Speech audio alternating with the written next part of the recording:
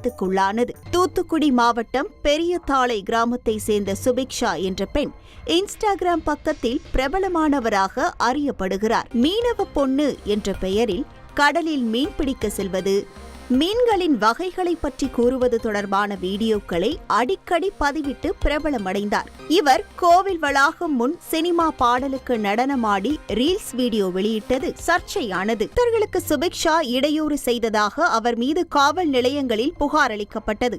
இந்த நிலையில் சர்ச்சையான வீடியோவை தனது இன்ஸ்டா பக்கத்திலிருந்து நீக்கிய சுபிக்ஷா தான் பக்தர்களுக்கு எந்த இடையூறும் செய்யவில்லை என்றும் தனது வீடியோவால் யாரேனும் வருத்தப்பட்டிருந்தால் அதற்கு தான் மன்னிப்பு கேட்பதாக கூறி வீடியோ வெளியிட்டிருக்கிறார். மக்களே, நம்ம பாத்தீங்கன்னா திருச்செந்தூர்ல முருகன் கோவில்ல ஒரு திருச்செந்தூர் முருகான்னு சொல்லி ஒரு டான்ஸ் வீடியோ ஒன்று பண்ணியிருந்தோம். பக்தர்களை இடையூறு பண்றோம் அப்படின்னு சொல்லி. நான் அப்படி பக்தர்களை இடையூறு பண்ணணும்னு நினைச்சதும் கிடையாது, அப்படி நான் பண்ணவும் இல்லை. பட் அப்படி ஒரு வீடியோ ஒன்று போட்டிருக்காங்க. அப்படி நான் அவங்களுக்கு நான் வீடியோ போட்டது அவங்களுக்கு ஹர்ட் ஆயிருந்துச்சு, பக்தர்கள் யாருக்காவது வருத்தமா இருந்துச்சு அப்படின்னா அதுக்கு நான் மன்னிப்பு கேட்டுக்கிறேன்.